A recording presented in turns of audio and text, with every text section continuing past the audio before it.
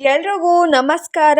ನಾನ್ ನಿಮ್ಮ ಅಮೂಲ್ಯ ಮಂಜುನಾಥ್. ಬಾದಾಮಿ ಚಾಳುಕ್ಯರ ಬಗ್ಗೆ part 1 video upload ಆಗಿದೆ, ಅದನ್ನ ನೋಡ್ಕೊಂಡು ಪಾರ್ಟ್ 2 ವಿಡಿಯೋನ ನೋಡಿ.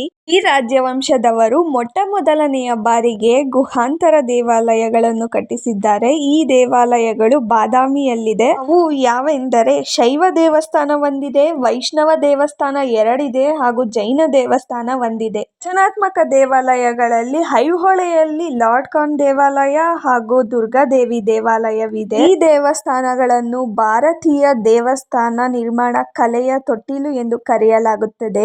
ಇನ್ನು ಪಟ್ಟದಕಲ್ಲಿನಲ್ಲಿರುವ ದೇವಸ್ಥಾನಗಳನ್ನು United Nations educational scientific culture organisation ಎಂಬ ಪರಂಪರೆಯ ತಾಣವಾಗಿದೆ. ವಿರೂಪಾಕ್ಷ ದೇವಾಲಯವನ್ನು ಲೋಕಮಹಾದೇವಿಯಿಂದ ನಿರ್ಮಿಸಲ್ಪಟ್ಟಿದೆ ಮತ್ತು ಮಲ್ಲಿಕಾರ್ಜುನ ದೇವಾಲಯವಿದೆ. ಈ ವಿಡಿಯೋ ಇಷ್ಟ ಆಗಿದ್ರೆ ಲೈಕ್, ಶೇರ್ ಅಂಡ್ ಕಮೆಂಟ್. ಹಾಗೆ ನನ್ನ ಪೇಜ್ ನ ಫಾಲೋ ಮಾಡ್ಕೊಳ್ಳೋದು ಮರಿಬೇಡಿ. ಬಾಯ್.